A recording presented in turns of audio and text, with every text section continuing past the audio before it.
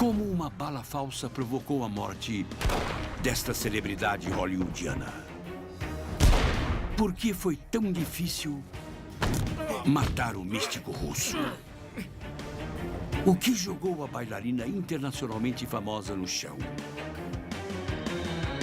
Como esses famosos morreram? Fala comigo.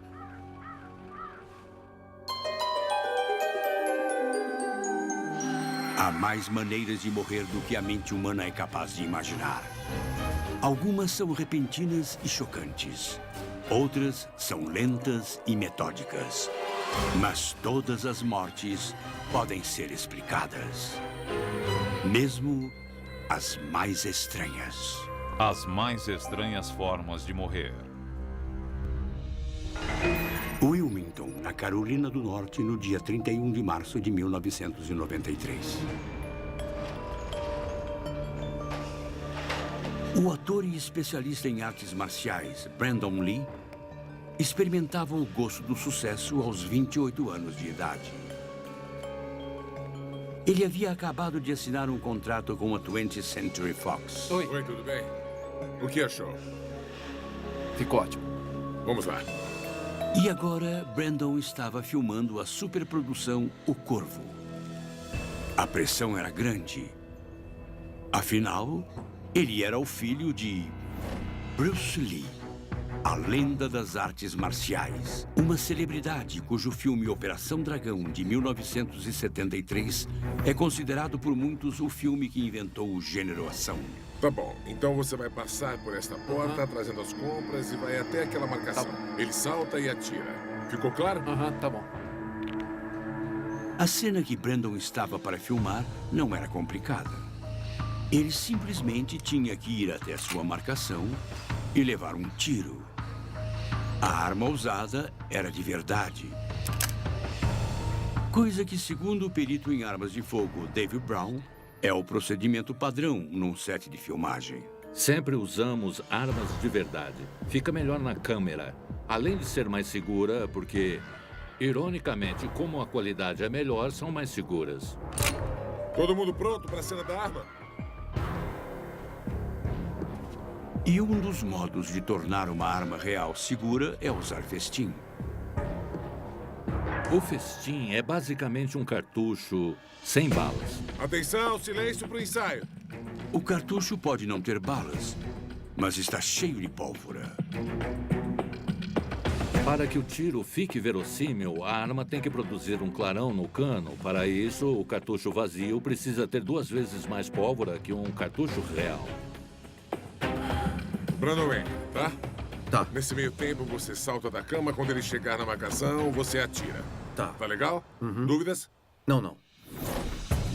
Quando o gatilho é disparado, o percussor da arma entra na escorva, produzindo uma fagulha que acende a pólvora. Mas sem bala, a arma está segura.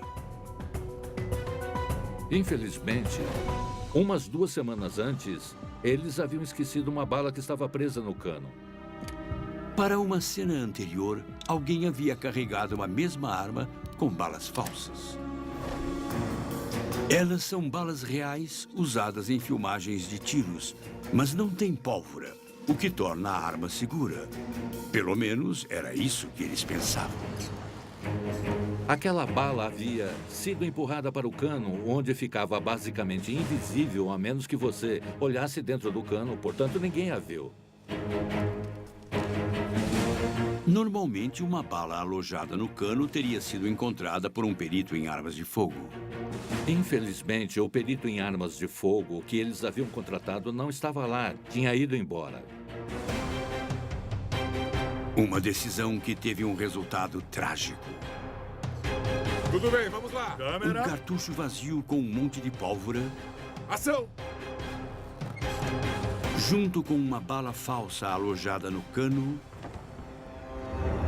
tornava aquela arma mortal.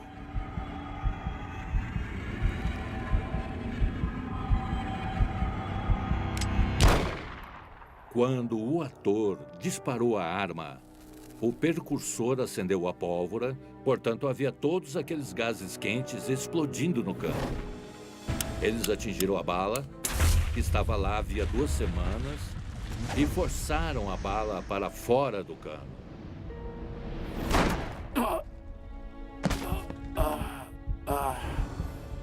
E aquela arma disparou uma bala que voou literalmente na velocidade do som.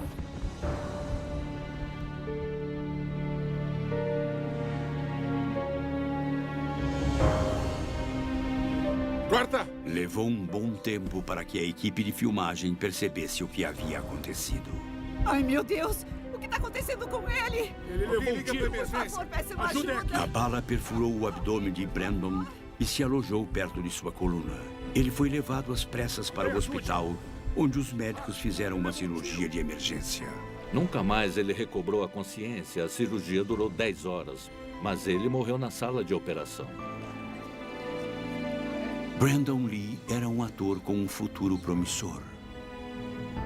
Infelizmente, sua última atuação foi uma estranha forma de morrer.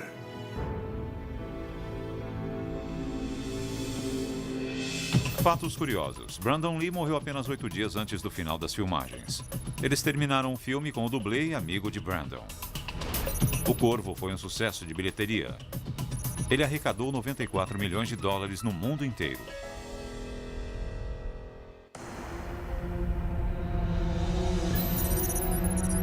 São Petersburgo, na Rússia, no dia 16 de dezembro de 1916. Grigori Yefimovich Rasputin, um dos místicos mais poderosos nascidos no século XIX na Rússia. Sua influência na corte russa era tão grande que ele era considerado uma ameaça. Por isso, o príncipe Yusupov da família real tramou seu assassinato. Esta é uma história com muitas teorias, que foi bem estudada pelo professor Joseph Furman. Félix Yusupov se uniu a alguns monarquistas e eles tramaram um plano para levar Rasputin até a mansão de Yusupov, onde ele seria assassinado. Pelo menos era o que eles pretendiam. Grigori Rasputin estava para se tornar uma das figuras mais famosas do mundo. Não só por causa de seus poderes místicos, mas também pela sua capacidade de desafiar a morte. Você pode tentar assassinar alguém e descobrir que não é tão simples assim. Você pode descobrir que a pessoa não morre na hora e que uma coisa que você achava que era fácil é, na verdade, muito difícil. Segundo as memórias de Yusupov, ele começou servindo a Rasputin uma refeição com vinho e bolos temperados com cianureto de potássio. Um veneno que mata instantaneamente. Segundo o patologista forense, o Dr. John Butt. O cianureto é fatal porque se trata de um veneno universal que atinge o corpo em um nível celular. Portanto, todas as células são afetadas por ele.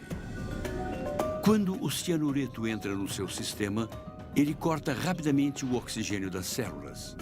Sem oxigênio, as células morrem e seu corpo para. Isso interrompe sua consciência, suspende a atividade muscular. E se a atividade muscular para, isso inclui o coração. A substância é fatal em uma questão de segundos. Mas o cianureto não estava fazendo efeito. O Rasputin estava comendo e nada acontecia com ele. O Dr. John Butt tem uma teoria sobre o motivo.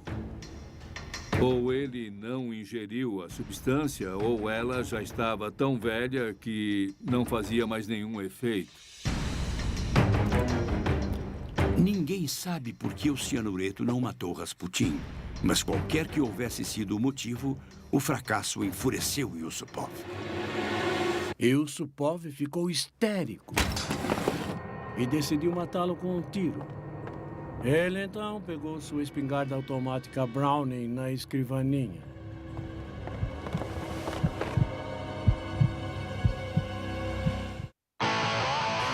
Num programa de aventura extrema... Apavorante, mas vamos lá.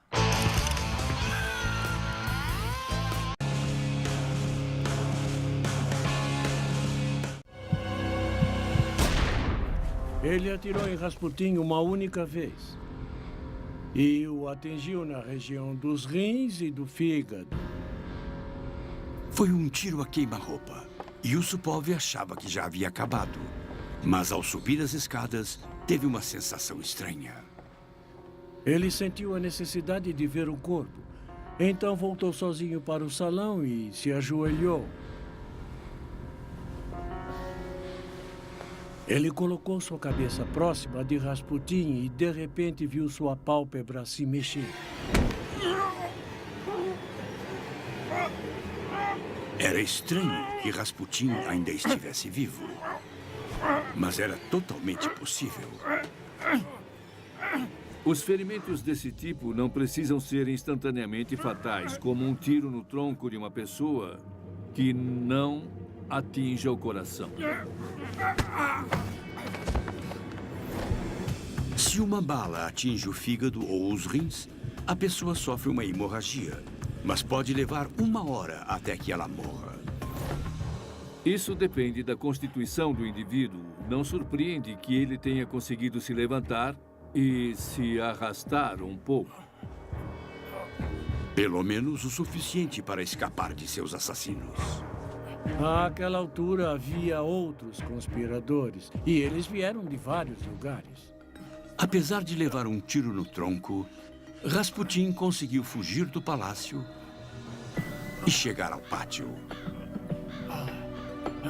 Enquanto seu coração conseguisse bombear o sangue para manter seu cérebro ativo, a atividade cerebral poderia guiá-lo, o que é explicado pela liberação de adrenalina que aciona o mecanismo de luta ou fuga. A adrenalina fez com que o coração de Rasputin bombeasse o sangue mais rapidamente, elevando os níveis de oxigênio. Um combustível extra para os músculos de Rasputin. Rasputin seguiu em direção aos portões para a liberdade. Ele está ali! Vamos, está ali! Purishkevich disparou 2 vezes e errou. Depois, ele conta que concentrou toda a força do seu corpo na mão esquerda e fechou o punho. Mirou novamente com a mão direita e disparou o 3º tiro. Ele atingiu as costas de Rasputin, fazendo com que ele virasse. E assim, o 4º tiro foi disparado em sua testa.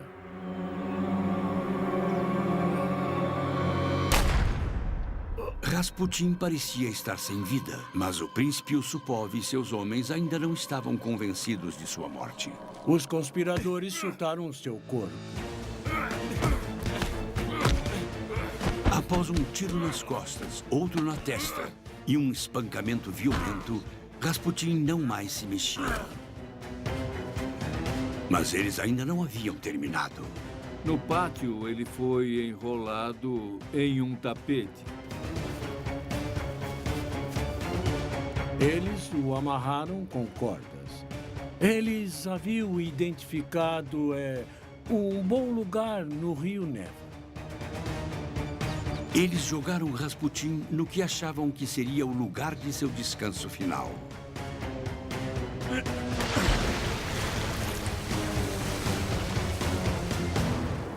Levou 2 dias para que seu corpo fosse descoberto. Às 2 horas da tarde do dia 19 de dezembro de 1916. A polícia retirou o corpo de Rasputin do rio Neva e o levou para fazer uma autópsia. Demorou cerca de 1 dia para que seu corpo descongelasse. Segundo a autópsia, não havia veneno no estômago de Rasputin. Ele não morreu por causa disso. Bem, segundo a autópsia, o primeiro tiro seria fatal em 20 minutos. Mas acontece que o legista acreditava que a causa de sua morte havia sido a 3ª ou 4ª bala disparada por Purishkevich. Provando que a morte pode ser retardada. Mas nem mesmo os grandes místicos podem desafiar uma estranha forma de morrer. Fatos curiosos. Em 1917, a filha de Rasputin emigrou para os Estados Unidos. Ela se tornou artista de circo para os Ringling Brothers. Caroços de Damasco contém cianureto. Ingerir 3 caroços de damasco moídos pode ser o suficiente para matar uma pessoa. Eu reuni 14 homens. 9h30 da noite nas terças de aventura do Discovery.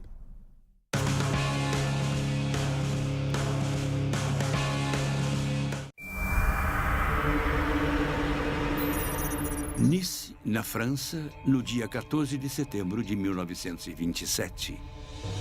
Eu volto logo. Até mais. Isadora Duncan foi uma das maiores bailarinas do século XX.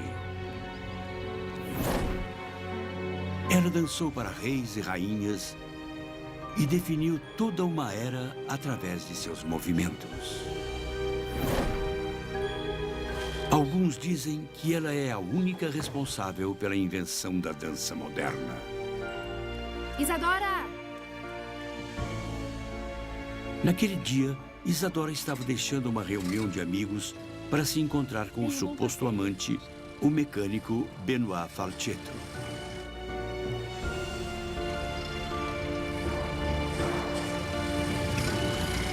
Conhecida pelos arroubos dramáticos, Isadora era raramente vista sem sua echarpe de seda.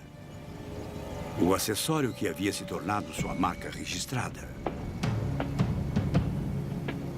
Um dos tecidos mais finos disponíveis no início do século XX, a seda é o foco do estudo do biólogo molecular Randy Lewis. Sua organização molecular é incrível. Ela não permite a penetração da água. Não há nenhum tecido fabricado pelo ser humano que possa chegar aos pés da seda. A seda é fabricada com os fios do bicho da seda. Eles esperam pequenos fios de seda de buracos em seus maxilares e tecem padrões complexos. Você vê que há regiões que se parecem com brinquedos infantis como Lego. Se você já brincou com Lego, sabe que quando junta 2 ou 3 peças, separá-las pela ponta é quase impossível. Isso faz com que o tecido seja esvoaçante. Um dos motivos pelos quais Isadora amava suas echarpes de seda. É por isso também que ela é um dos materiais mais fortes do planeta. A seda é 3 ou 4 vezes mais forte que o Kevlar, 10 vezes mais forte que o aço. Com uma corda de 2,5 centímetros de espessura, poderia impedir o pouso de um 747.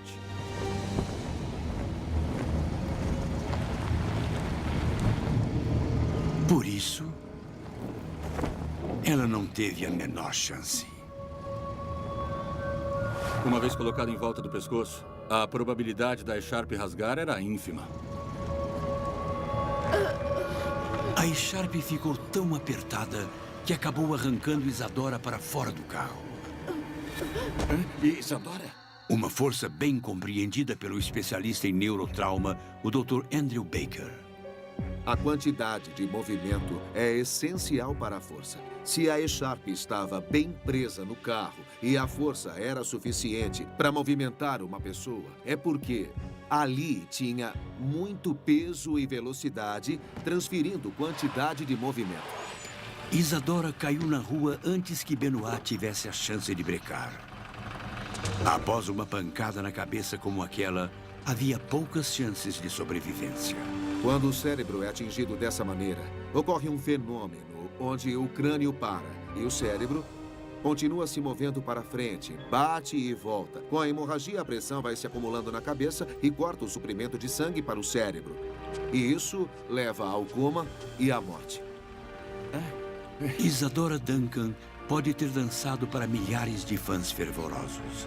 Mas, infelizmente, sua última dança estava reservada para uma estranha forma de morrer. Fatos curiosos. Um bicho da seda aumenta seu peso em 1000 vezes em apenas um mês. São necessários 5.500 bichos da seda para produzir 1 quilo de seda. Um casulo de bicho da seda tem entre 600 e 900 metros de comprimento. Ele é feito com um fio longo e contínuo. Portanto, lembre-se que, de vez em quando, uma cena pode acabar sendo real demais. Que se você for derrubar o inimigo, é bom estar preparado para lutar. E que, às vezes, as coisas mais elegantes podem ser também as mais mortais. O ator o místico e a bailarina. 3 pessoas do mundo dos ricos e famosos que levavam uma vida de conto de fadas sem perceber que suas histórias não teriam finais felizes, mas sim estranhas formas de morrer. Versão brasileira, DPN Santos.